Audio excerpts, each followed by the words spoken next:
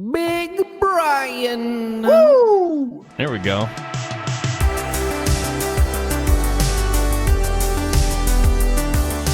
Hey, how's it going, everyone?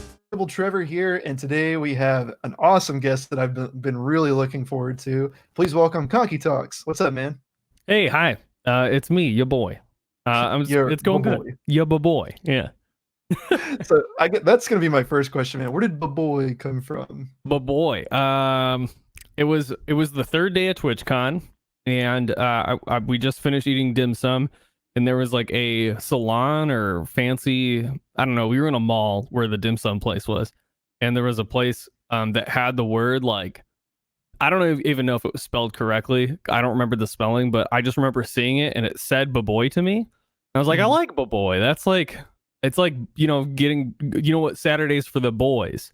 But I was like, I didn't like that because it was like non-inclusive to just everybody. And I was like, boy is not a real word. Like clearly when you hear that word, you're like, what the fuck is that? Or do you mean boys? Do you have a stutter? And I'm like, no, I mean boys. I mean everybody. It's just a made up word. So that was it. Yeah. And then it makes for some interesting, sentences like supple boy. Like, I don't know. It fits with the silliness of the stream and like the people that want to be involved. And a lot of people, they have their own words for their audiences, and it seems like you've called your fans boys. Yeah. It was like my original Twitch name was Konky Dong 64, which was like, I was a big fan of N64. My first like online persona was Boner Achieved, which was related to in some weird way related to Donkey Kong, in the like subset.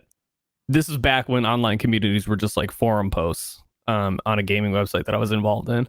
And I was like, Konky Donk 64, I like that. It has 64 in it, and it has Konky. I'm like, okay, cool. And then everybody just called me Konky. And then I was trying to figure out what my new name would be, because as you can imagine, like when you reach out to brands for like, hey, I would love to work with you, and your name's Konky Dong, they're like, ugh. I don't really want to be associated with somebody who's got dong in their name. No offense, my guy. What's up, Edward? I see your emojis. But yeah, it was it started off like that, I guess. It was oh, let me pull up chat.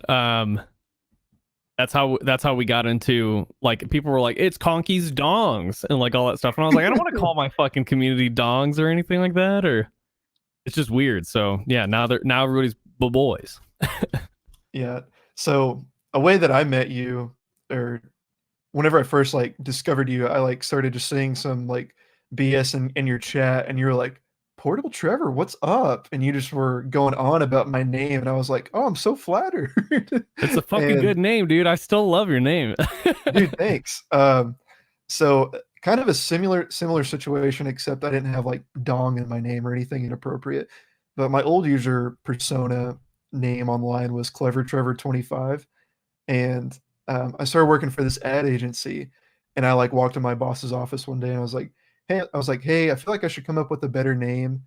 And I was like, what do you think? Like, I'm trying to build my personal brand. And he was like, get rid of that gross underscore in your name and get rid of those numbers. And I was like, he was like, much cleaner. It was like that moment in The Social Network where Justin Timberlake's like, drop the.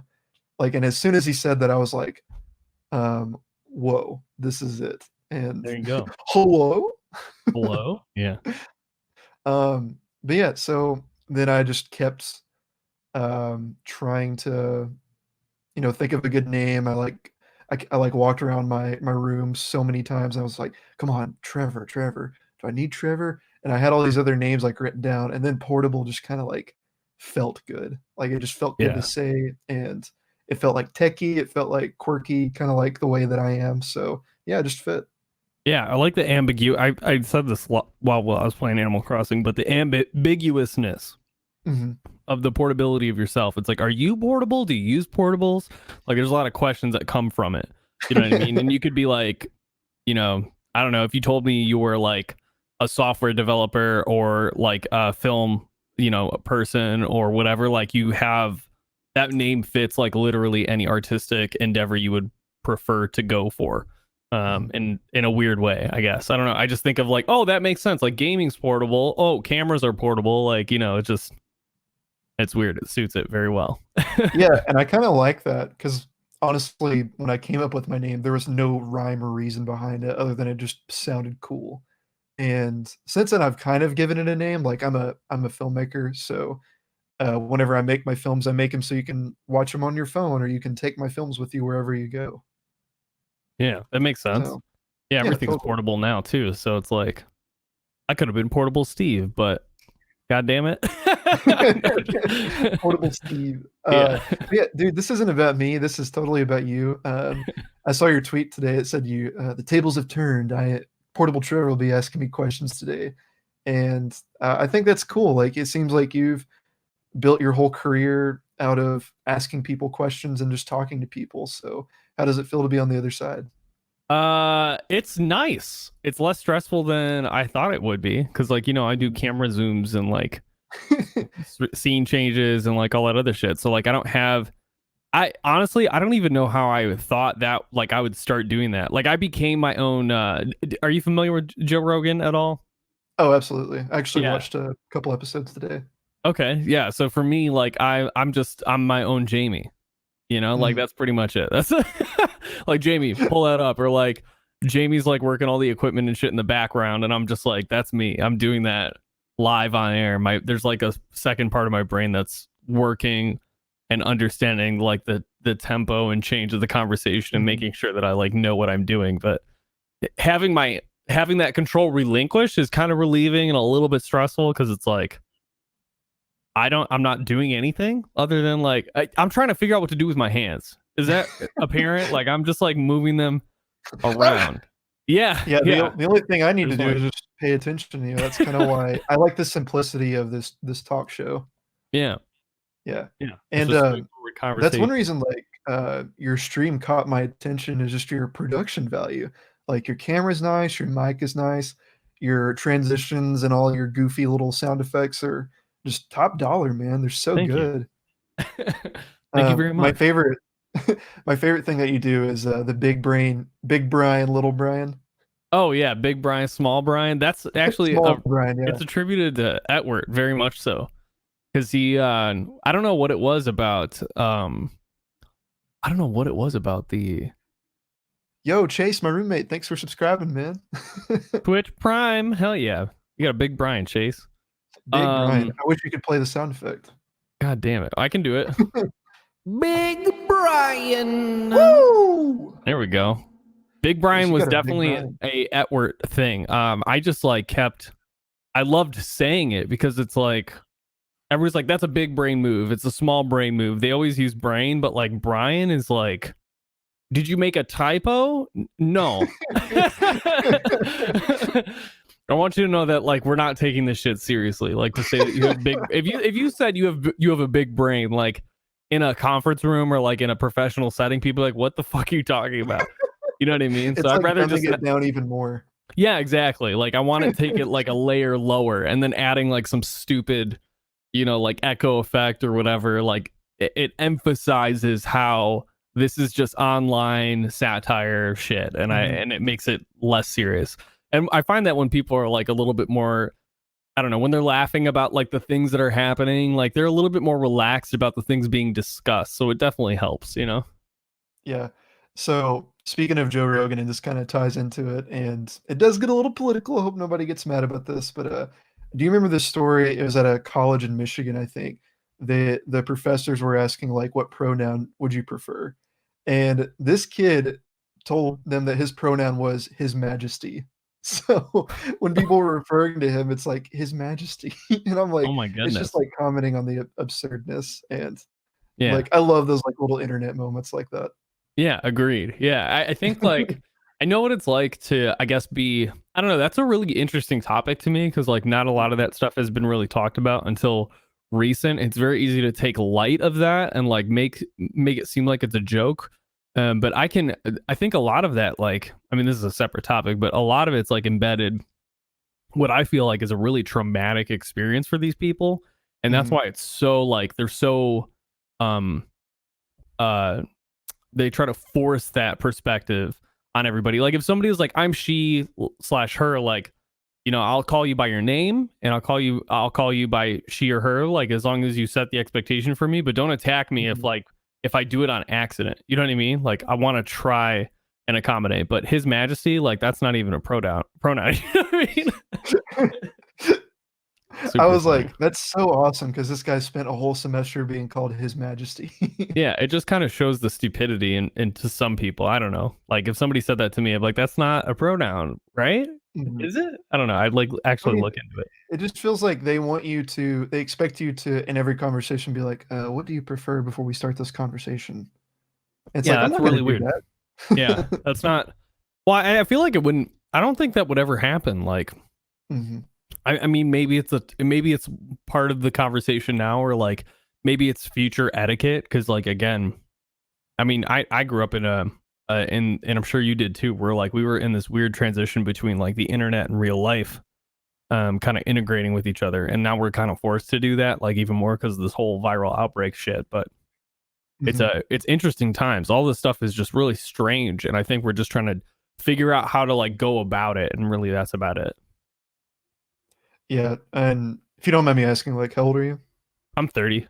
You're 30? Yeah, so we really did grow up in that weird area. Like, I didn't really have internet in my house until I was in high school, Hmm. and Same, yeah. that like, I remember I got MySpace and Facebook. That was, like, my first 2 things I ever did on the internet, Yeah. and now we're in this really strange time where everything has to be, like, political with with social media and stuff. Hmm. Yeah, it Mhm. really like I don't sometimes I understand it, but like for the most part I really think it adds like an unneeded filter for how I don't know. There's no assumption of positive intent. So if you say something and somebody like takes it the wrong way in 240 characters, like I don't know. I don't need to explain myself to you. You don't know who I am. You know what I mean? Like Right. it's super weird for somebody to like go out of their way to over explain or like try to force an agenda or perspective on you without like having any conversation. And that's really, I mean, cancel culture at its core is that. So again, Absolutely. weird times, but yeah. And I feel like, yeah, this is a good segue to talk about your show, the XP show. So it's really interesting because I feel like a lot of podcasts are about, people coming in and you listen to them and everything. But yours, like the sole intent of it is to get a different perspective on life. Is that correct? Yeah. Yeah. I mean, it's about sharing experience. You know, the XP talk show is Right. about that alone. My intro does that whole expectation. It's like, disclaimer, I'm not an expert. I'm just some fucking dude on the internet, like smooching his Which, by the way, microphone and shit. we have to play that right now. I have it Okay. pulled All up. right. Sure. So just to give a little bit of just to intro the intro, this is like the best theme song I've seen all year from anyone. It's just fantastic. Thank you, man. So yeah, let's play it. A friend in need needs a friend like Steve. He's the guy you see on your color TV, taking his time on a long distance call to be there to catch you if should ever you fall. He's the truest of real true dudes in all the land. When he's taking a shower or coming down the stairs, he's always got time for anyone who's there. Yeah! He's the coolest dude, he's got advice for you. Quick disclaimer. He's not an expert, he's a platonic smooch and a wait for you, because Konky Talks is here for you. Woo! Thanks, Jack Baco. Fantastic. Nice. So tell me the story behind this theme song. Like, what was the genesis of it? So I was using the Full House theme song, as you can imagine, and Absolutely. that gets copyrighted everywhere.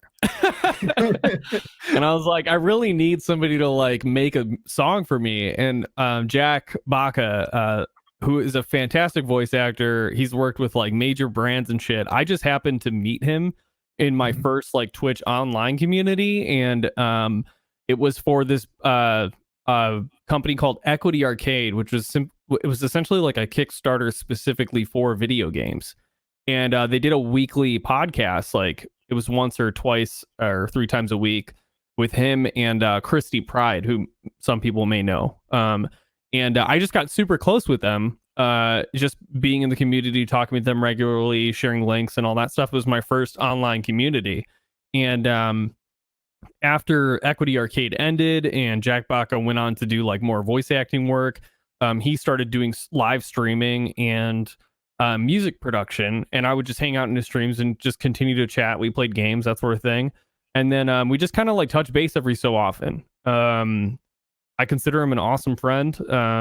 And I was just like, dude, I immediately thought of him because like the guy literally has the same ADD brain as me. And I saw him like in the music production shit. I saw him churn out shit that was just like, this feels great. And then like he would be done. And it happened all within like a 3.5 hour period or less. And I was like, that's fucking wild, dude. So I just hit him up and I was like, yo, dude, here's the video of the song. I'm going for like some Full House vibes, some like really modest stuff. And I gave him some like verbs of like what, you know, we do with the channel and like what our goals are for the channel and all that stuff. And then he just came up with this fucking banger of an intro. And I was fucking blown away, dude. It's so good. Yeah, and I actually sent you like an Instagram story the other day of just me jamming out to it. Yeah.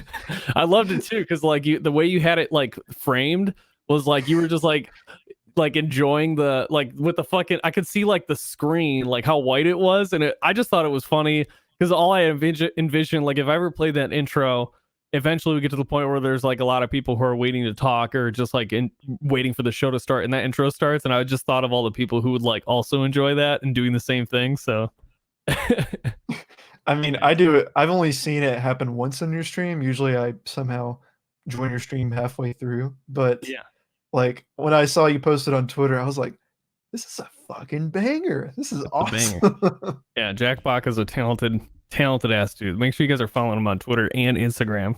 He just did like this whole small series of it was a live news report, but it was just him as different news anchors, and he's going over like the apartment news.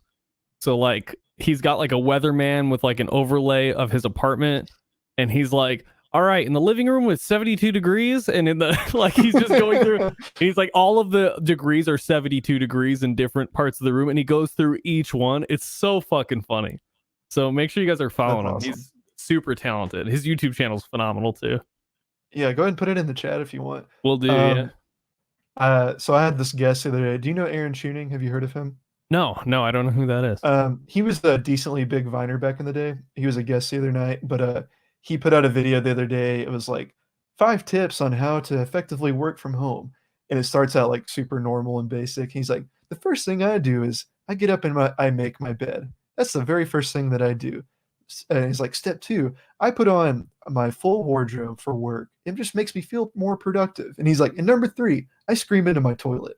And it just cuts to him and he's just going, ah! Ah! Awesome. So I'm enjoying these quarantine videos. Yeah, there's I mean, when you force people to stay at home, they're creative. A lot of these people are just like, okay, well, I'm just gonna go ham. I'm fucking bored, dude. I got to do something with these hands, you know? Absolutely, and that's how I felt during this quarantine. Like, I put out a music video the other day, and it's been sitting on my computer forever, and I was able to finally finish it because of this quarantine. Yeah. So it makes me happy seeing creatives being productive and not just waiting for that moment of quarantine to end. Right. Mhm. Yeah, I think it's a really interesting time to be a content creator or just like somebody who is bored and like has the time now to just like, well, my attention can't go to anything else, so I have to do this, you know? Mhm. Yeah. Yeah, what have you been doing to stay sane and busy? For me, I've been editing the VODs like greatly and exporting them using like the Twitch highlighter. So that's been the big part. I'm still thinking about like stripping the audio and getting it somewhere, but that's always a weird one. I feel like without seeing anything, it's kind of strange. Like it's like a disembodied thing. You mean like extracting the audio like externally? What do you mean? Oh, just like having the audio by itself, like listening Oh, yeah. without any context. Like it's a completely different vibe. So I guess I would have to change the way I record, or like, you know, be that dude that's like, for those people who are listening, you know what I mean? Like, and only listening, this is what's happening right now, you know, like, and being conscientious of that in order to keep everybody in the loop. But yeah, I've just been going through my VODs, editing them, organizing them on Twitch, and then setting them up for export, and they're all set to private on my YouTube channel. Right now, there isn't a whole lot going on right there. It's just all cataloged. I gotta add the SEO fucking text and all that other shit. Once that's in there and then thumbnails are created, then we're good. My whole plan is like have a backlog filled, you know, ready, and then just start publishing them like either once a day or like once a week or something, you know, and see if anything picks up from it. Yeah, typically what I do after each episode is I just download the whole show and then I put it into Premiere and yeah, just kind of make it look a little prettier. I color correct it, and I'm not an audio engineer. I'm quite terrible at it. Then I upload it and just hope for the best. Yeah, that's So that's the hard part, man. The audio part's the hardest part. Like I don't know, I have to do that a lot of that. A lot of the like audio happens live, so it's just like, okay, well, this is too loud. I can see it's peaking. I have to adjust it, and like I'm not going to be able to download and re-upload because with Xfinity Comcast in Illinois, they're like, listen here, motherfucker, you get 1,000 gigs a month and you're using it. Like, yeah, at least the quarantine's got it lifted for the most part. But Jesus, like I did 3 videos and uploaded to YouTube after editing, and I got like the notification that I used my bandwidth cap, and it was like 7 days prior, and I was like, dude, we're gonna get charged an extra $50 for just the last 7 days of using internet because I downloaded 4 videos because they're 3.5, 4 hours. You know what I mean? So it's like I gotta work with what I have, and for a long time that was a blocker for me. Was like, if I can't produce the quality that I would like to present, then I'm not gonna do these. You know what I mean? And that was a huge like that was a huge stopper for me for a long time, and till I was like, if people like actually like this stuff, they're gonna watch it regardless. And I don't care if the VOD's like 2.5, 3 hours. Like if people are interested and it's cut up in a way so that, you know, it may not be like pretty or whatever because it's, you know, segmented cuts, like hard cuts into new topics or like transitions quickly. Well, I'm just gonna say fuck it, and they'll like it anyway as long as it's nutritionally dense and there's not enough like dead air in between conversation. Then it should be fine. yeah, typically, I mean, that's what I do normally. I go through and I'm like, is this peaking? Did somebody scream? And it's just gonna make somebody click off the podcast immediately. Then that's usually what I do with editing. Yeah. I just wish I could download my shit just like you, pretty it up. Like I know what I want to do with it. Like I have a few edited down XP talk shows where they're like there's one episode, it's 45 minutes. It's all about how like this scientist Paul Stamets figured out what colony collapse syndrome was for the honeybees and how he fixed it.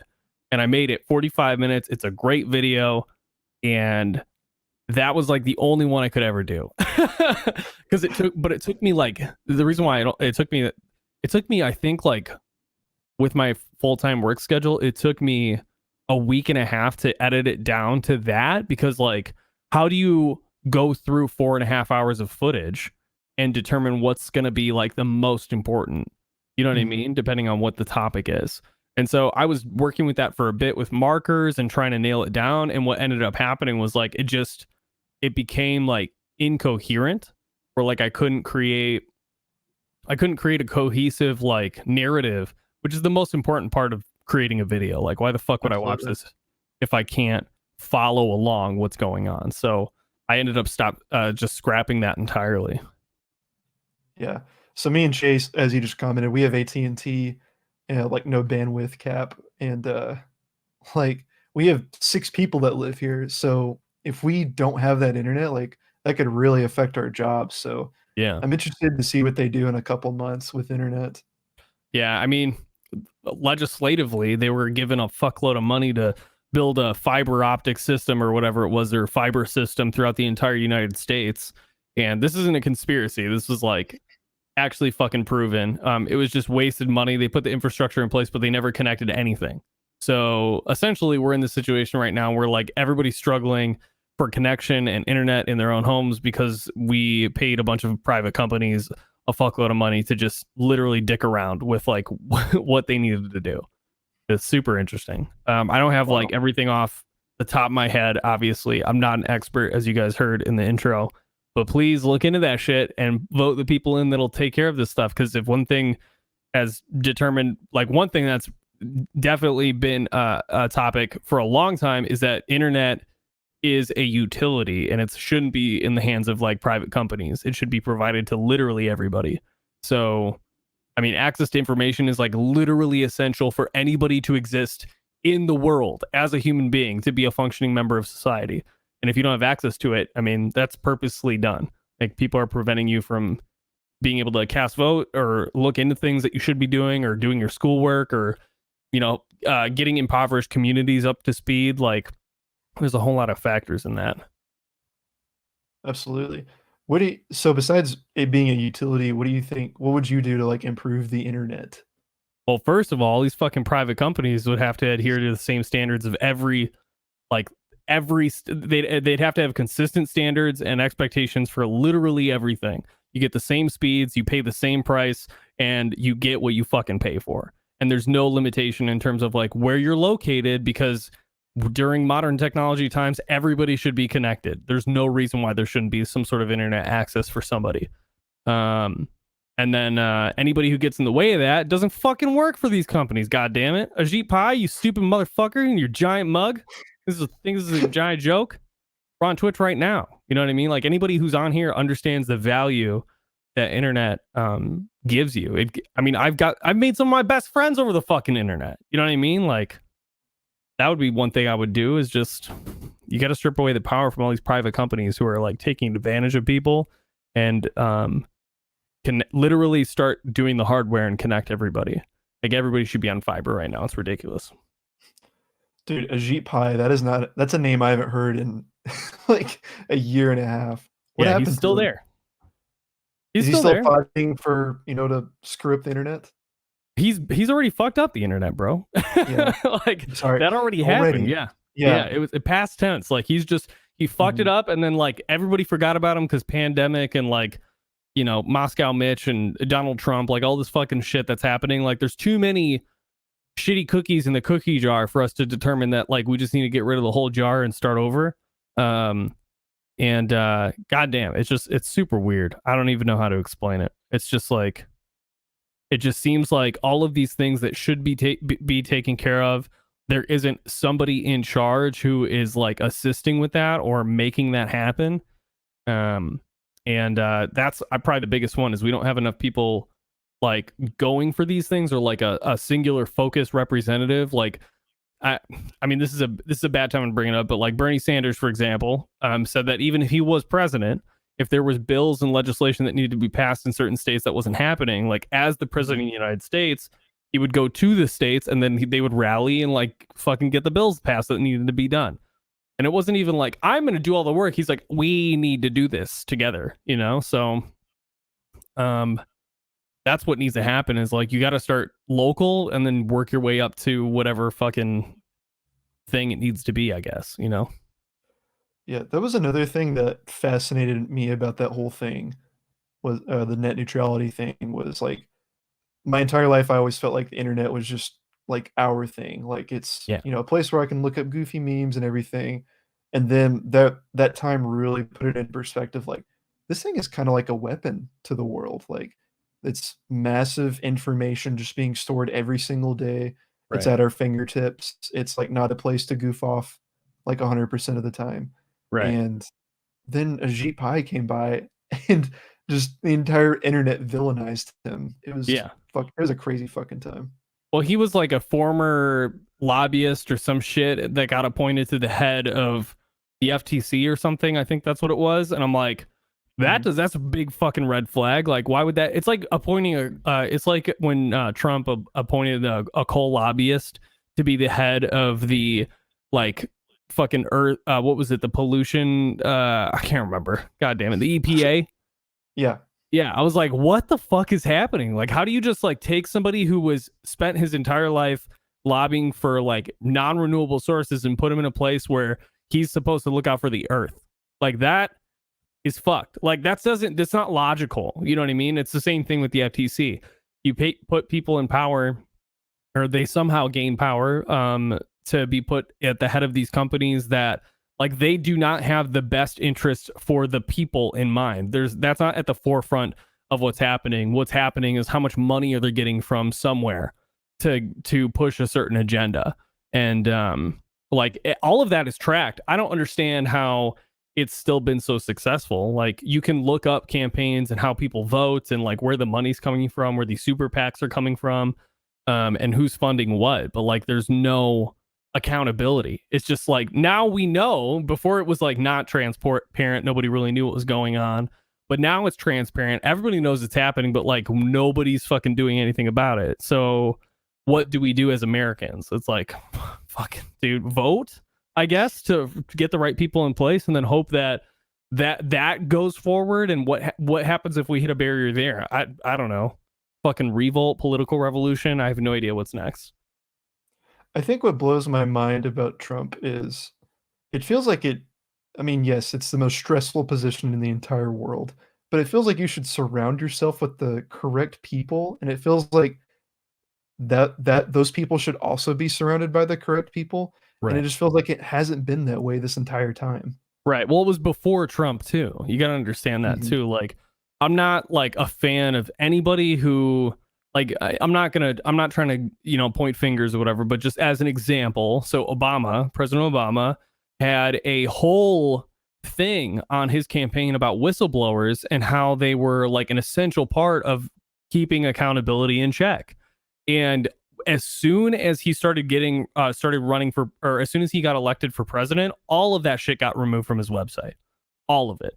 So it's like, I don't think that the president holds all the power that is, I mean, there's some things that are fucking weird, like him deciding like he'd like to bomb somebody. Like that's somehow doesn't have more barriers on it than like, him appointing people to like the EPA or whatever it's to me, it's fundamentally the system is broken in some way, shape, or form, and the transparency behind that, Edward Snowden is probably the best example of this, dude. One of the most truest Americans ever literally had to leave the country for unveiling mass surveillance for the entire United States, and a huge part of that was selling information to private companies, like of American data. That's fucked, dude. And it's just been like, and he's one of the most hunted men in the United States, wanted man. That's fucked. Like that goes against every single American value that I could think of. Like when I think of an American, like automatically I think of like Buzz Aldrin and fucking Edward Snowden. That shit is like, they're right there. And arguably Edward Snowden's done a lot more for like in terms of bringing attention to our freedoms and that sort of thing. But I feel like we just got on like a crazy wild like political conversation. And I'm sorry about it. No, dude, like what you're saying is great. Honestly, like I'm not the most intelligent when it comes to political conversations, but it's like I can hang in there, and like what you're saying is like true. Like I agree with everything. So big round of applause if I had a sound effect button. Yeah. Sick. But like, yeah, let's just go back to you, man, because like that's what I wanted to talk about. But that, dude, I loved everything you said. By the way, I'm not trying to discount anything. Yeah. I mean, again, like not an expert, just super opinionated dude who like vaguely remembers shit. And like, Edward Snowden comes to mind because I actually read his book, which I recommend for if anybody wants to. I know we're gonna go back to me, but like that book, that Edward Snowden put out, hold on. Let me pull up the title. That's the one that came out like last year, right? Yeah. Permanent Record is a phenomenal book. I watched Joe Rogan post about that, or he did.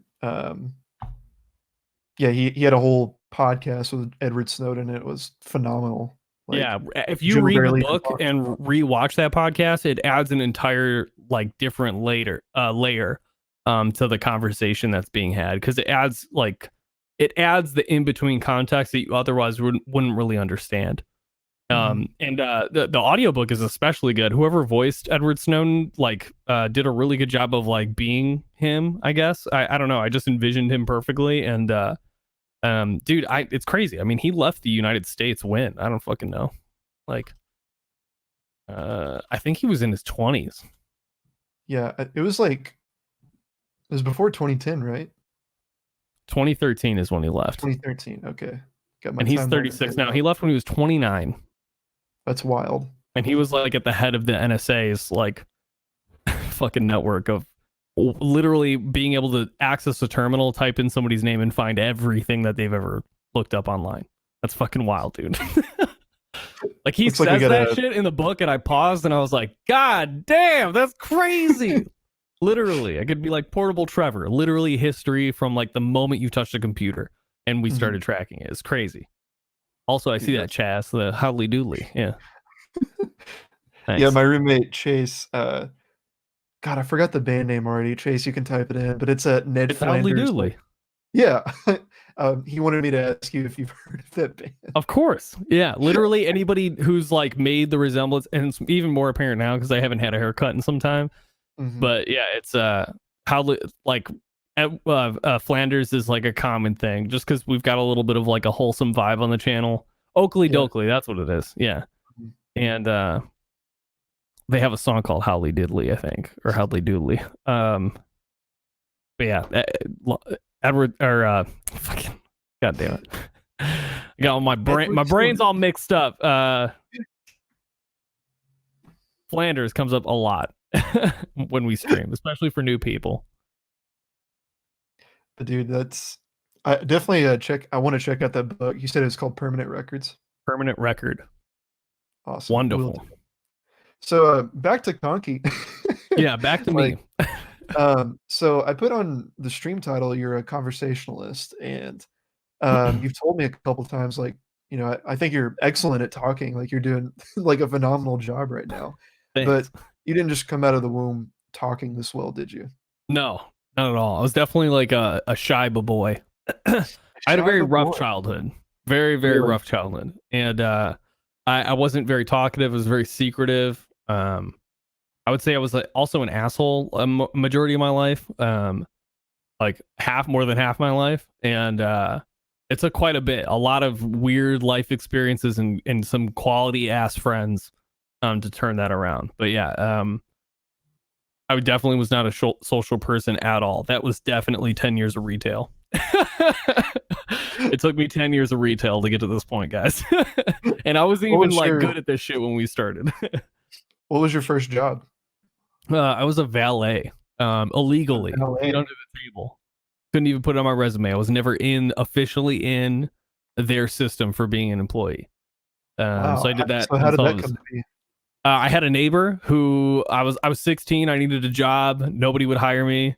Unless it was like a pizza place or whatever. And I didn't have a car at the time. So it was like, I was just about to get a car. My mom was like, if you get a job, I'll get you a car. And I'm like, okay, cool.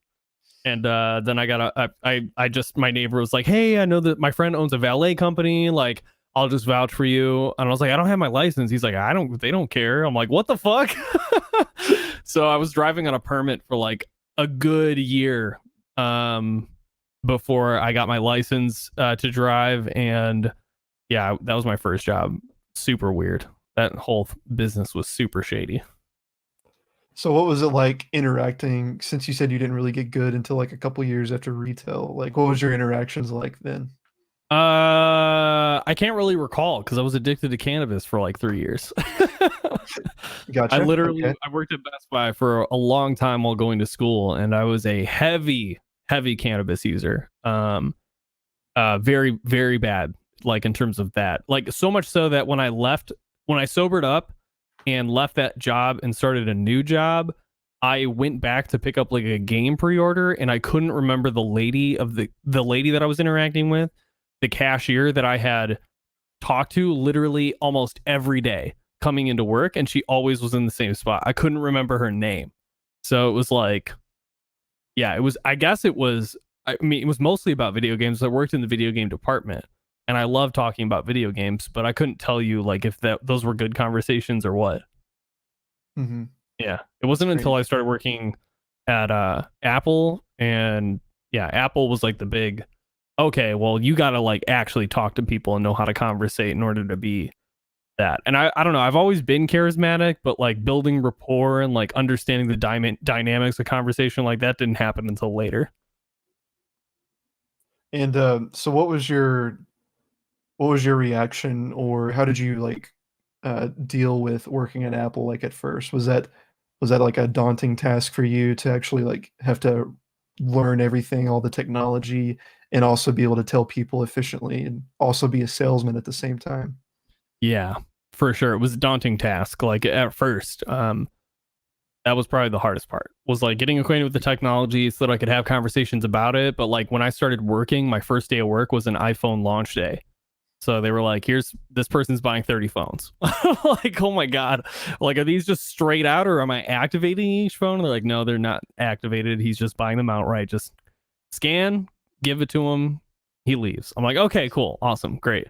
So, but it was still stressful because like at the time, there's a lot of people who are familiar with Apple stores. They're probably used to like big spacious ones. We had like 2 rows of tables, and the square footage was probably 1,600 square feet. It was really fucking small. So when there was like 30 people in the store, it seemed like there was a lot of people, and it was very jam packed. So it was a stressful situation, but like it was kind of cool because the process for Apple at the time, I can't really say for that now just because I don't work there anymore, right? Is they did a very good job of interviewing. Like the first interview that I ever had, I actually didn't get the job because I was talking so much shit about my previous job at Best Buy. I was like really upset about Best Buy and like how they handled me as an employee and all that stuff. And yeah, so I didn't get the job at first, which I'm glad because I wasn't ready for it. And then the second time I interviewed, I got it. After making some drastic life changes about like my diet and no longer like, you know, indulging super heavily in cannabis. I got that job, and it was just like, it was stressful day one, but after that it was like I hit my stride, and it was about a year in where I felt like, okay, well, I know the technology, I'm more interested in the people. And you get some really dude, there was some like it's almost like they trust you too much after meeting you. You ever like go to a party and you talk to somebody for a little bit and they're like, hey, you know, I've got an adopted daughter. And you're like, why the fuck are you telling me this? Like, like, I just met you. You know what I mean? Like, you're here to buy a computer. I met you 10 minutes ago. Like, why are you talking to me about this super intimate shit? And I realized it was just because I was really good at building rapport and recognizing like body language and stuff.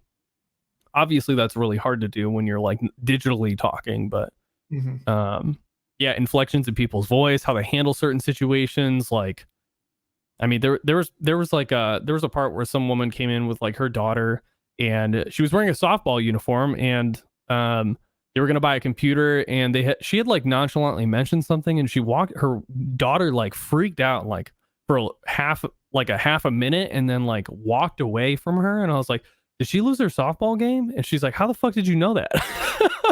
I'm like, well, she's wearing a softball uniform, and she's obviously very upset.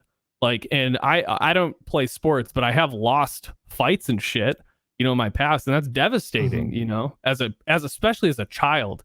And it's like, you know, she came back, and I was just like, hey, you know, your mom did not tell me this. Like, I just figured this out because you're wearing a softball uniform, but like, I know today was probably really hard, but let's get you a computer, something really cool, and I think you're gonna love it. So let's talk about like what you want to do on this thing. And if I was to give you any advice, it's like, can I ask you some questions? She goes, yeah, of course. I'm like, that's a permission piece. When you ask permission and people say yes, like they feel comfortable, they're more relaxed, they're going to be open to talking with you, right? So it's like, you know, my question was like, do you feel like you guys played well today? She's like, yes. I'm like, do you guys feel like you tried really hard? She's like, yeah. I'm like, well, then it was a good game. It sucks, you know, sometimes like you could have played better, you could have done this, you could have done that, but it's over and done now. You know what I mean? All you could do is recognize what happened, what you could do better, and go forward. And let's get you this computer. And she's like, okay, fuck. So like I had a bunch of those it was like right at the year mark and forward, like that was like a big staple of mine, was like recognizing that the people that I was interacting with and just buying shit, they're people. and they have lives. And so I'll deal with the full spectrum of people that are like under stress or whatever it is. And like my that was the puzzle for me. It wasn't so much what technology am I going to sell them. It's like, who is this person and what are they looking to do? Because I can take technology and insert it in any sort of situation. I just want people to know that like I'm not just there to sell them shit, because that's not my job. You know what I mean? Like I can sell things all day. It's an Apple product that kind of sells itself. If you're in the store and you want to buy one of them, I could easily just be like, yep, done, and then like do half of the job. But it's all about the connection for me. Like I want you to not remember just the computer. I want you to remember me. And it was really cool to have like regulars, you know what I mean? But they didn't rely on me, which was pretty cool. It was like I was just that dude that helped him out that one time. Like, Steve, what's up, dude? I'm like, oh shit, I'm sorry, I forgot your name. Like, oh, it's Rob. You helped me get my first computer like a year and a half ago. I'm like, oh shit, dude, how's it going? Like, that's right, you were doing music production. Like, how's that going? He's like, it's sick, dude. I'm here to get a new one. I got a better job. I'm like, oh, that's fucking awesome. So that was like a really cool thing for a while. And I would say that was probably like the biggest like conversationalist growth. That gave me like a lot of the tools.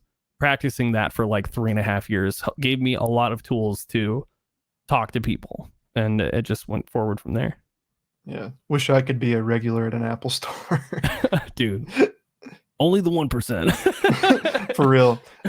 Dude, that the softball girl story, that's the sweetest story I've heard in a while. Like, good for you, man. That's like, I guarantee that made her day. That was really sweet. Yeah. I try. I don't know. I try, dude.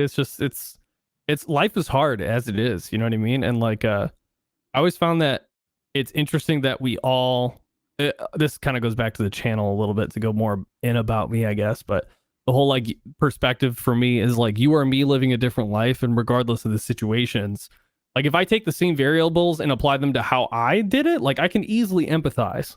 You know what I mean? Like that makes sense. There's certain things that like I cannot, even fathom, like, racism or anything like that on the same scale.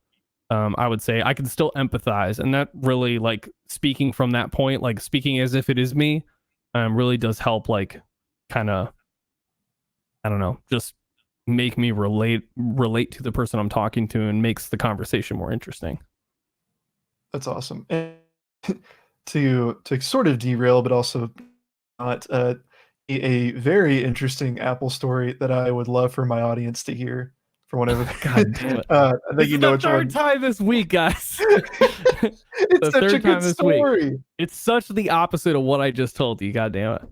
All right, so this is the opposite end of the spectrum, like both figuratively and physically. So I'm just gonna tell you right away. I saw a woman's asshole on her phone, and how we got to this point was complicated, but God damn it. This was 3 years into my Apple career. So I knew what I was doing in terms of navigating conversation. Okay. So just to reiterate, nothing I did in this situation was wrong. And I know what people may say about like these people may have been chauvinists and all this shit. I don't care. All right. This is just from my perspective. Okay. So this older couple comes in. They're like 55, probably 60 years old, super humble looking. They're there for dinner. It's like 7:30, 8 o'clock or whatever. Or maybe it's not, maybe it was like 9 p.m. I don't fucking know. It was close to close is all I remember. And they're like, hey, we're having trouble with our phones. My husband, who, wants to, like he misses text messages from our like nieces and nephews. And I want to make sure that, if he doesn't see the text message, then they can text me, but we want like our phones connected so that text messages can go to both. Cause we've seen people do that before. And I'm like, okay, cool. That's super easy. We'll just, associate both phones just need the same Apple ID. And before even like doing that settings and stuff, you got to ask permission, of course. And while you're doing this, mind you, like if we were looking at the phone together, we're doing this. This is how I'm holding the phone. Okay. And as I'm going through the settings and showing them what to do, like we're all looking at the device at all times. There's never like, give me your phone. And I'm like this. Okay. So together we are doing all these settings. And before I do anything, it's always a permission thing. every time, regardless of whether or not they gave me permission. It was, is it okay if I open this? Okay, cool. And depending on what application it is, you ask fucking twice, 2 times. Okay. The reason why is because it gives them a second to be like, is there anything on my phone that somebody shouldn't see? Okay. So I set it up. I had a loaner phone. I was like, okay, well, let me send a text message. And then she's like, he got it, but I didn't get the text message. I'm like, okay, let's take a look. It could have been because he opened the text message and it was red. And so together we're both looking at her phone, and I go to her messages and I'm like, okay, before I open the messages, like, can I open this? Like, is it okay if I open this? She's like, yeah, no problem. And I'm like, okay, are you sure? Is the second follow-up question. Are you sure there isn't anything you don't want me to see? And she goes, yeah, no problem. And I open her fucking text message, tap the app, and immediately she's full spreading her asshole text message thread with her husband. And so, yeah, we all see this together for at least like half a second. Enough time for like us to see it. And then I'm like, okay. And literally nothing, like, the sound that leaves my fucking mouth is just this like... And I go up in the left corner, I hit back, and I give them their phone, and I look them in the eyes, and we all knew I saw her asshole. Together, as a group, there was recognition that this, going forward, is done. We are done with this conversation, okay? And I was like, I think I solved your problem. Have a great night. And they're like, have a great night. And they left, like, almost immediately, and I couldn't believe it. I couldn't believe it just happened. It was just like the most unfathomable thing. Like, expectation wise, I had no idea I would see this woman's asshole. I still to this day remember their faces, what they look like, and that woman's asshole. I can't. It's there forever. So if I ever see them in public, they probably won't recognize me. Or they're like, you look familiar. I'm like, I know what your asshole looks like, lady. If I ever run into them again and an opportunity arises, I will straight up be like, if there's ever a moment where they're like, you look familiar, where do I know you from? Like, oh, I saw your asshole in an Apple store one time on your like via text message. Like, oh god, jeez. Yeah, we know a lot of people in this world, and I feel like most people know maybe less than 1% of what anybody they know's asshole looks like. 100%. I barely know what my own asshole looks like. Okay, barely. Fucking wild. Did you like go home that night and you were like, I'm kind of curious? No, I was just like, I think I don't even remember what happened. I remember that I sat in the back office and I just sat down, and like my buddy Lee came up and he's like, dude, are you okay? And I was like, dude, I just saw this woman's asshole. And he's like, what the fuck are you talking about? Because he thought I got like fucking mooned or something. And I explained the whole situation. He just like hugged me for a long time, and then he's like, you just take as much time as you need. And he went to close, and I was like, okay, well, I'll wait. We're here for a little bit. And I was just like, I can't believe it. I told that story for every day for a week, I think, to every Apple Store employee. And I'm still telling it even long after I no longer work there, apparently. Dude, that's so funny. Thank you for telling it for a third time this week. You're welcome. What's the most times you've told that story? I think we're on a record right now. I've told it probably within the past 30 days, at least 7 times. Oh my gosh, that's amazing. Yeah. So, you work at retail for 7 years, and you said you were going to school at the same time? Yeah. For 3.5 years, I was working at Best Buy in like a game company a little bit, doing some QA testing while going to college. Nice. What college did you go to? The Art Institute of Schaumburg, which is now closed because they were doing some predatory loan practices. Wow, that is bad. It is bad. Yeah, there was a terrible school, but there was some very good people that did work there that helped me become, I guess, a average to okay student. Wow. The terrible school right now, at least in my area, there's a place called Liberty University, and the president is refusing to close down the school. Oh. And they're going to face a lawsuit. So, woo. That sounds good. Yeah. No, it's Chase. Yeah. What was your degree? Oh, I originally went for game art and design, but that school kind of fucked me.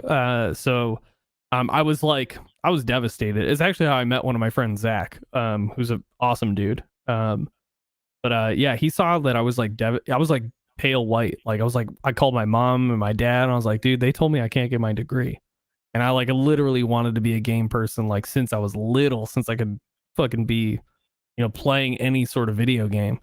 And I was devastated. I was like, do I just leave? What the fuck do I do now? And my buddy Zach saw me devastated in the lunchroom or lounge area or whatever. And he's like, dude, are you okay? Did somebody die or something? I was like, oh no, I just like, I found out I can't even go for my degree. So like, what the fuck do I do? And he's like, well, what do you like about games? And I was like, I like the voice acting. I like the level design, the like game assets, like how things move or whatever. He's like, dude, you could totally be an animator. I'm like, what? And then he explained what that was. And then I just went down that path. So yeah. Media awesome. arts and animation. So just some motion graphics stuff, and that was about it. Cool. Did you, is everything on your channel, is everything designed by you? Not designed by me, but multiple, like I have friends who are very artistic, so I'm like, yo, this is my idea, can you make this? And then like I animated it and all that. So the intro and the cuts and all that stuff, like the video editing, that's all me. And motion graphics and all the stuff you see in my channel, like the flames or cuts in and out, the transition scenes, that's all me. Nice. Chase asked, is Twitch your main gig now? Oh no, I work 9 to 5 for a company that manages dealership, like car dealership websites. And outside of that, I do streaming. Yeah. Nice. What have been your favorite games in the past? Yeah. Oh, sorry. Sorry. What? Oh, you're good. I was just asking, what have been some of your favorite games in the past few years to stream? Oh my god. Well, right now, I really like playing roguelikes because it allows me to take phone calls while preoccupying my hands. But Sekiro's been one of my favorite games that I've played. Sekiro Shadows Die Twice, top tier, god tier, big Brian game. Everybody should play that. Even if you're not a Dark Souls fan, if you liked in any way, shape, or form any anime growing up, that shit is fucking solid. And I'm trying to think of what else. I mean, I like playing Animal Crossing. Pretty much anything that can preoccupy my hands that like doesn't require me to like put a lot of focus into what I'm doing, I would say. I guess Sekiro requires a lot of focus, to be honest. But I don't know. It's something that like I don't know what it is, but if there's like a rhythm to it or like pacing to it that I can easily preoccupy my hands with without like putting my full attention to it, I usually go for those sort of games because it allows me to have conversations while I'm playing them. And that's usually the main goal for the channel. So while I'm streaming, I would say the differentiating factor between me, doing Twitch versus everybody else is like I actually have conversations with people and I don't just, respond to chat while I'm playing a game.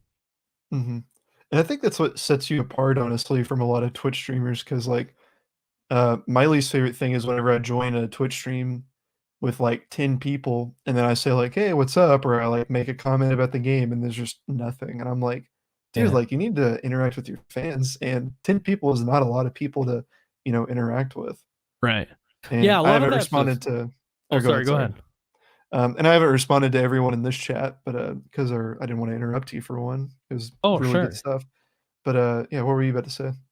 Oh no, I was just gonna say like I've been in chats with like thousands of people, and like I'll say stuff, but like I realize that the community that's usually in those, like Sequisha's streamer that I really enjoy watching because he's comedic and he pays attention to chat sometimes, but like really I'm there for really I'm there for the chat interaction. It's really interesting. Like when you're there, often you get acquainted with certain individuals in the chat just by username. And outside of that, depending if you're in the Discords or not, right, you get to see these people consistently between them. And then that barrier between your existence outside of that Twitch chat and you inside of that Twitch chat is dissolved. Like when you're there, they know who you are. You know what I mean? Or like they're familiar with you. So I think that's the difference between it is like if you've got like a lot of people watching, and you mentioned it was like 10 people, like that's clearly an opportunity for that person to like acknowledge what's going on. And especially if you're like a smaller streamer, I think it's really important to acknowledge and say hello to the people that are coming in, especially if they're brand new, just so they can feel like they're being welcomed by a person. Like you're coming to my house, like, hey, hope your day's going well, whatever, like thanks for coming by. But if you got thousands of people, like I can easily see. Yeah, I mean, oh, I just subbed for 1 month. Like, pay attention to me. Like, I don't fucking, dude. I don't, I don't know who you are. You know, like Right. there's a lot of Like it people would to it keep would be track of. dumb. Yeah. It would be dumb to go to Dr. Disrespect's like chat and be like, "Hey doc, what's up?" and expect him to say hi. Yeah, unless you're paying $25. Yeah. Yeah, totally. Yeah. Yeah. But that's the kind of that's a different that's not a community though. That's an audience. You know what I Mhm. mean? So like I don't know what it there's like a fine line between having like fans and an audience and like having a community or like involved people in the chat. There's definitely like a fine line between that. Yeah. Mhm. Would you want an audience that big? I think it'd be interesting. I don't know if I had thousands of people in there, I definitely would need moderators. Right now, I don't have any moderators. I Mhm. manage everything myself, and I rely on a lot of people who are subbed, or have like a VIP badge because like the commands that I have for like shout outs and stuff. Like if anybody's available to help me, like that's greatly appreciated, especially if I'm having a conversation. But um, I don't really like giving people swords because one, it's kind of intimidating if you've got like 3 or 4 swords and like 36 people in chat, but the people with the swords are mostly talking. Does that make sense? Mhm. So Yeah. it's like they're ready, like that. It's I don't know. It's just like a defensive tactic. So like by removing that barrier, I feel like more people are inclined to want to include themselves in the conversation because there isn't like a barrier for entry or they feel like they're being watched by anybody. Even though it's me doing it. Does that make sense? Yeah. But yeah, having that many people, it'd be interesting to have a call queue that big. At a certain point, I'd have to like, well, I mean, if you pay, because our time's valuable, I can't stream all night and talk with everybody. If you pay, you can cut the line. Like that makes sense to me. You're paying a ticket or some fee or something. You know what I mean? Totally. Yeah. And like I got my first sub last night, which was really cool. Like and I told my roommate this. I was like, in one night, I made more money from Twitch than in my like 12 plus years in filmmaking on YouTube. Yeah. And I was like, that's such a strange feeling also. Yeah. How did you feel whenever you got your first sub? Um, I Or do you don't even know. remember? I just like I never really accepted. I'm still having trouble like accepting people who monetarily support me. Because I Mhm, feel at a certain and this is an ego thing, but I feel like I don't deserve it. Um, it's something that I'm working on still, but like I don't know. I feel like I'm doing I'm doing what I am comfortable doing, and I like creating conversation. So like if I'm getting rewarded for that monetarily, it's weird to me because it's like this is something that I just know how to do. You know what I mean? mhm, It's like an athlete, I guess, in the same respect, getting paid for doing their playing a sport. That it's in the same sort of aspect of that, but it's just conversation. So I'm trying to be more open minded to it and like and the people who want like who give subs and donate money and stuff to me, like they want to do it clearly to support me as a creator. Like they mhm, want me to keep doing what I'm doing, and that is why they're doing it. So I've been trying to reframe that as in like I don't deserve even though I feel like I don't deserve it, the people that support me feel like I do.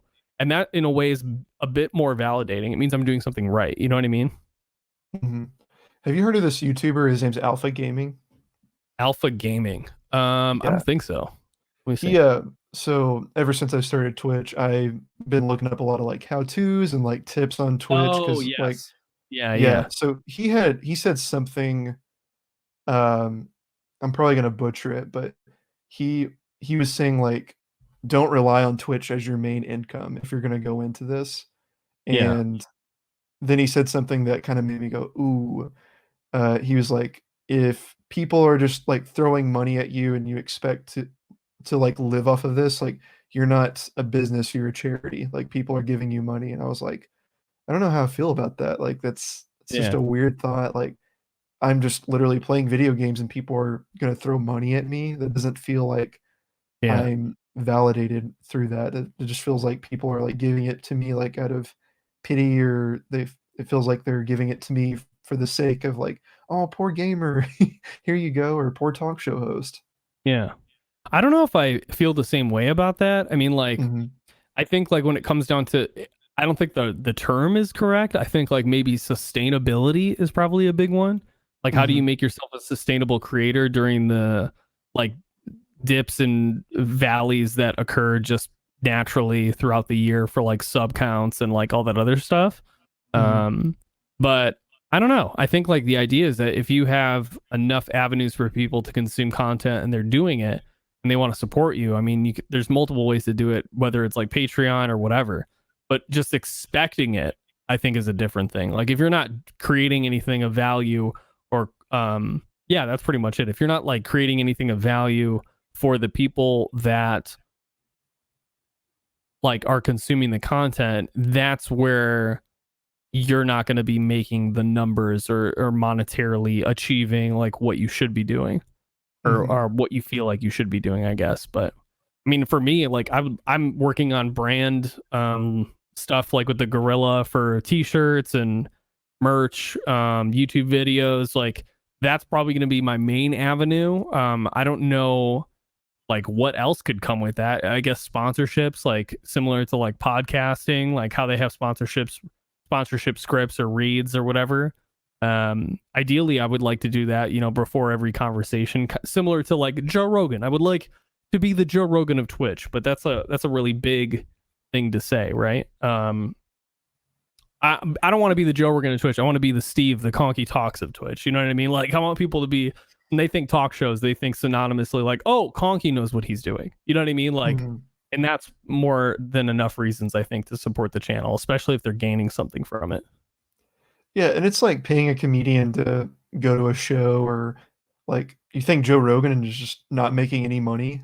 Like the dude is hella entertaining. He's really smart, and like he provides value with each episode. So Right. like I guess a way that I feel like if I were to be doing this and just not providing any value, there's no reason for anyone to sub to me, is if I just like turned on my Elgato and just kind of stared at the screen and didn't do anything during it. But people like Yeah. you don't just play a game and you just stare at it.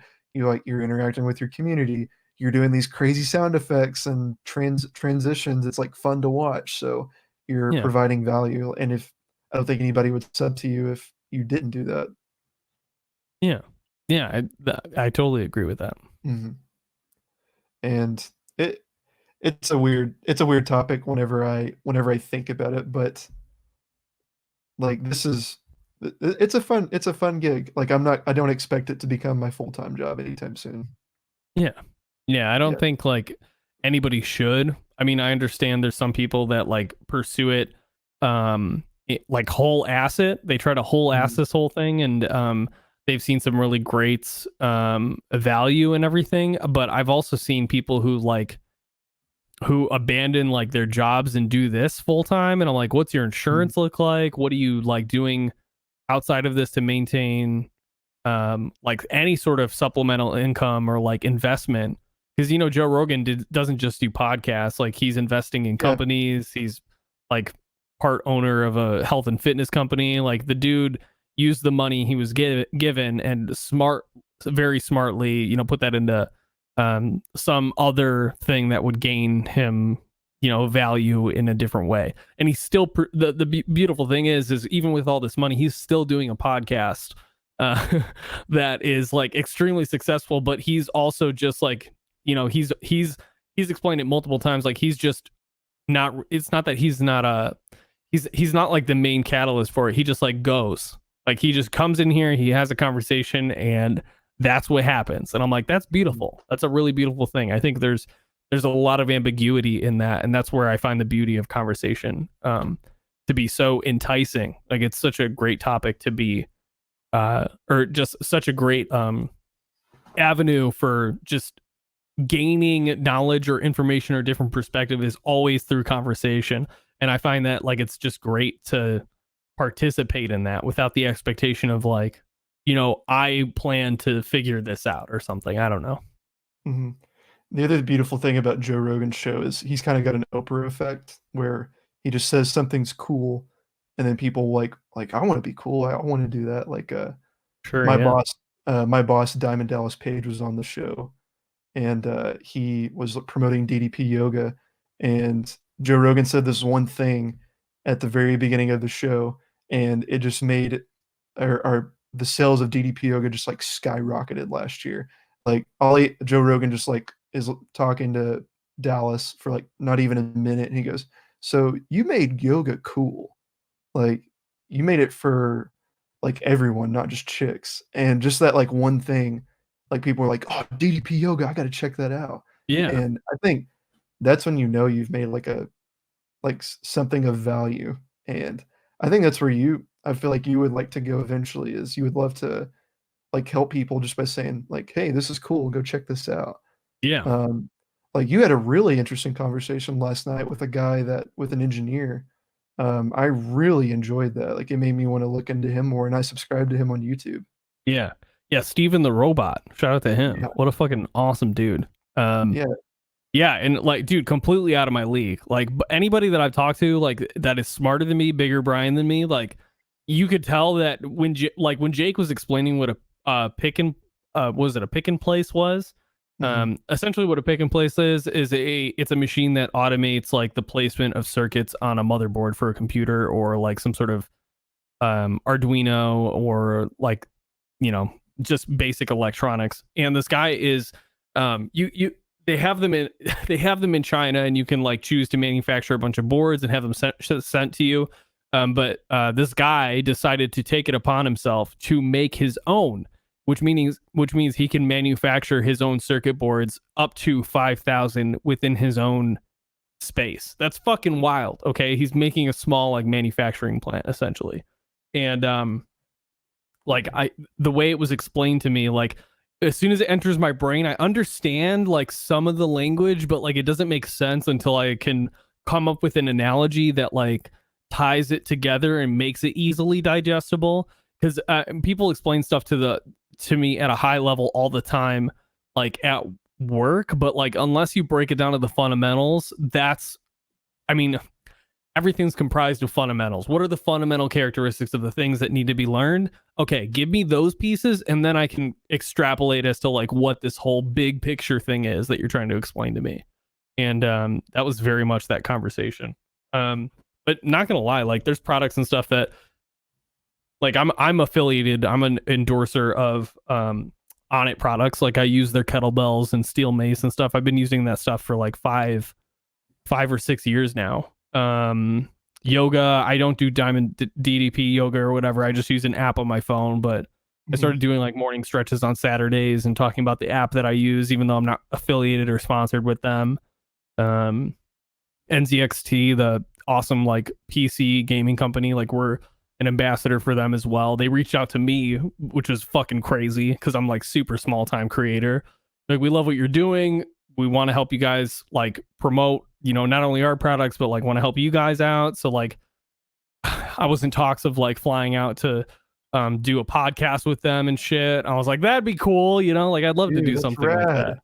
That's so cool. Yeah, you know, but COVID-19 happened, so that's all fucking on hold. Oh man. Yeah.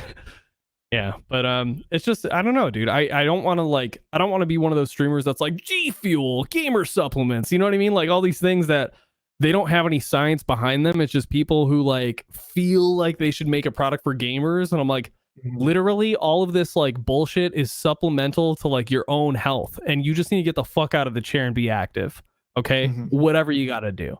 And if it conflicts with like my moral compass, then I'm not going to fucking endorse it or sell it, because that means I'm a sellout, and I can't honestly do that. You know what I mean? Mhm.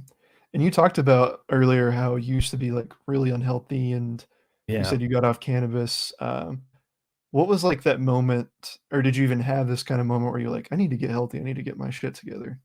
Yeah, I was just sick and tired of being sick and tired, man. That was the big Mhm, one. I remember I was working like night shifts at Best Buy for like 2 weeks straight. Because I had a manager who fucking hated me. Arguably so, though. I mean, I was showing up stoned every day. So I don't know. I feel like you would know. I don't know. Like, that's how do you not like smell that shit? It's dank. Like, yeah. So I was showing up stoned all the time, and I woke up. I was waking up at like 11 or 12 o'clock every day. I was super unhappy. And I was just like feeling like shit. And then I was like, I need to figure out what is wrong with me? Because like clearly what I'm doing right now is not sustainable, like lifestyle wise, whatever I'm eating, what I'm like, I don't know. I just like self recognize that I wasn't taking care of myself. And I also like was in a few toxic relationships, one romantically, and then another like handful of people who were just like really big cannabis users. So they were enablers, you know what I mean? Like I'd go to the place, I'd smoke, I'd leave, I'd go home. I'm like, oh, like I guess I'll smoke before bed. And so it was just like this haze of smoking and kind of like self-destructiveness. And a lot of it I came to realize was later on attributed to like just not only was I unhappy, but I was still living at home, which was very bad for my mental health. And because I had I won't get into super big details, but I was essentially verbally abused for like a majority of my life, and I didn't really know that was the case. And nothing against like my parents or anything, because they didn't know that it was abuse. I didn't even know it was abuse or anything until like I went to therapy, and that was much later. But yeah, the turning point, as weird as it sounds, was a food documentary that I had watched.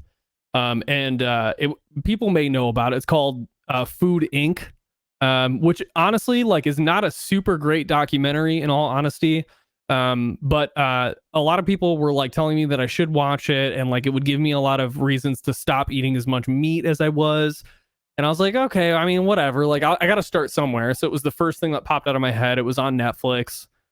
Popped that shit on, and then they had this whole section about the corn industry and Monsanto Corporation, and like how they use like how this genetically modified corn is in literally everything.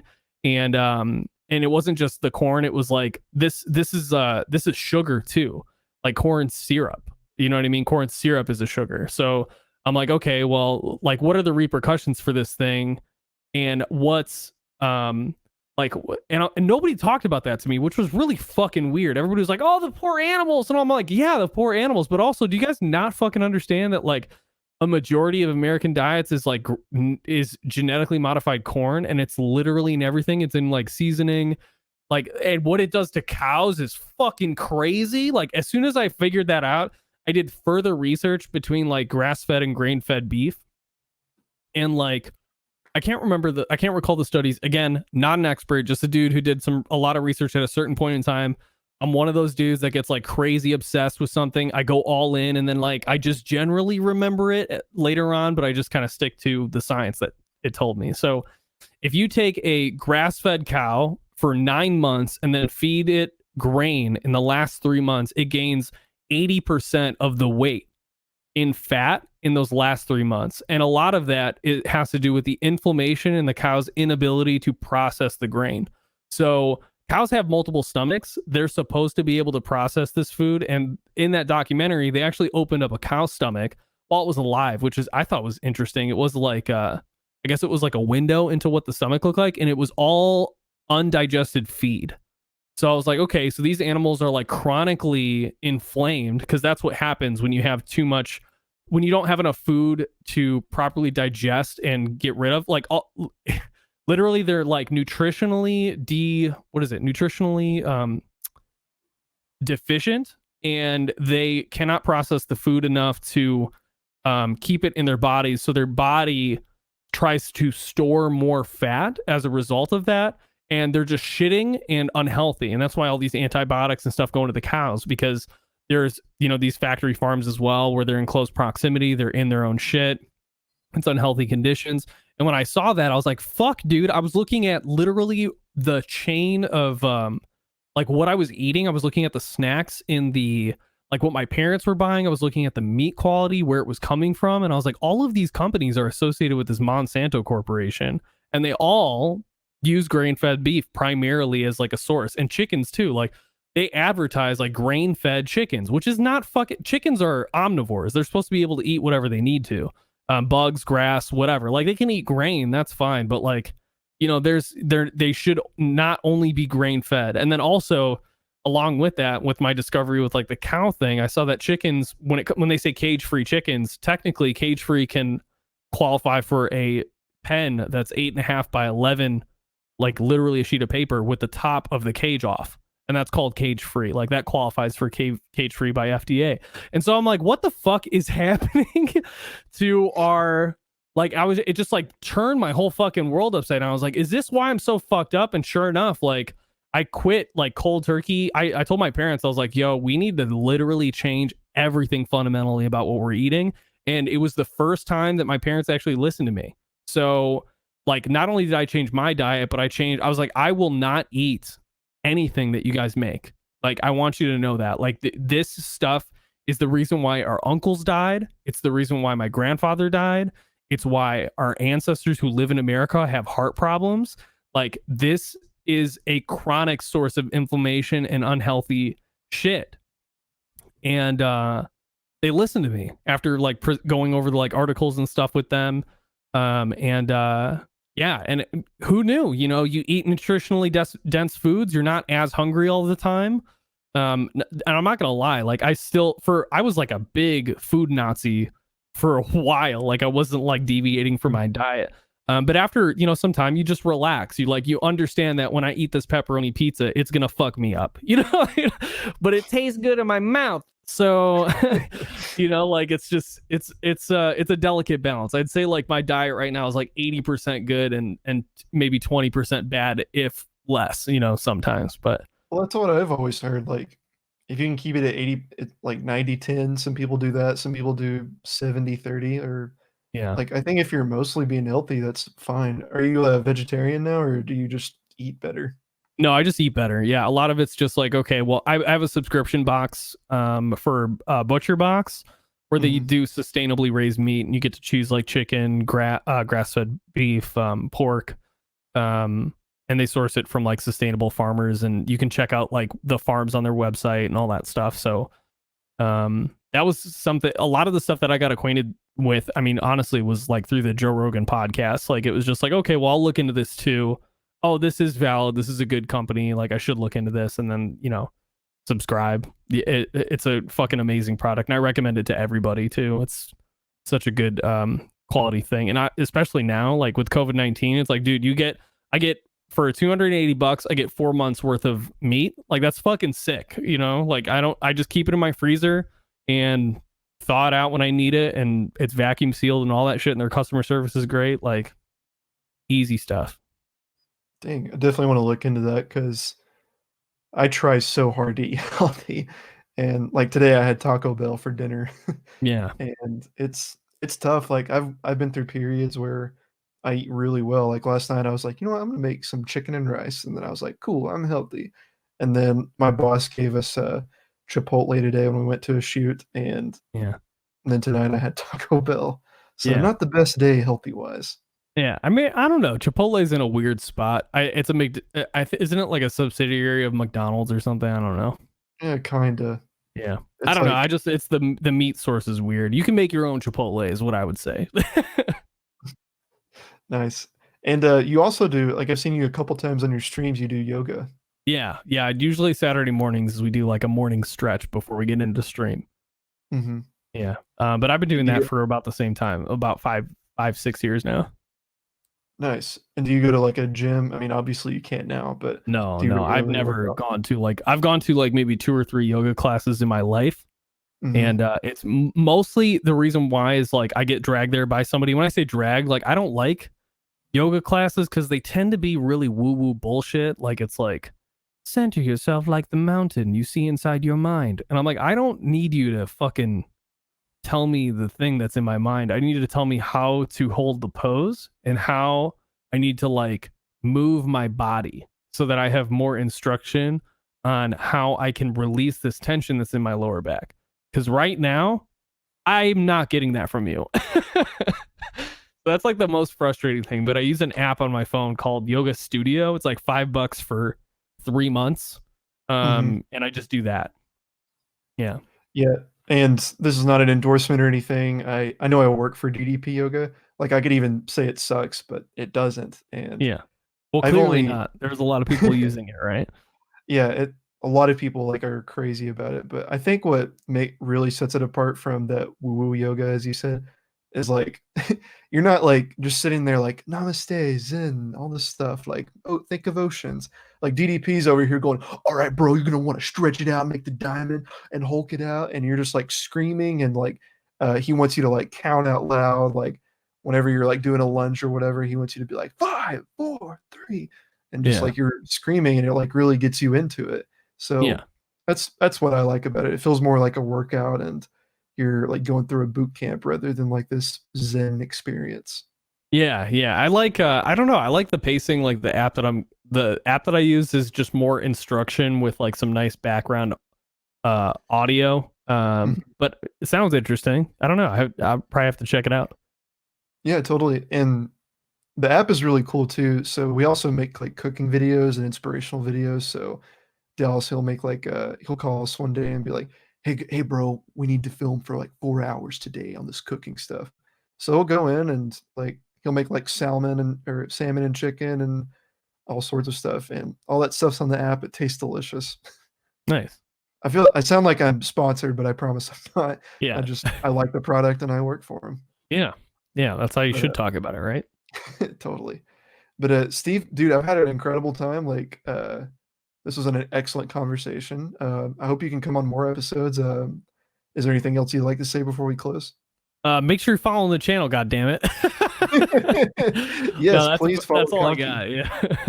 Yeah. Dude, at any point, if you feel like I take phone calls, obviously, a majority of the streams during the week. So if at any point you see that I'm like hanging out in the channel, or you see that I'm taking phone calls, you want to jump in and have a conversation, Yeah. regardless of whether or not it's like 15 minutes or an hour or whatever. If we're just shooting the shit, I'm totally down to do it. Whatever. Heck yeah. All right. Konky Talks, everybody. Thanks. And also thanks everybody for joining. I mean, I think we had like 7 people, but it was a good time. Thanks for hanging out with us. I appreciate you guys. Have a good night.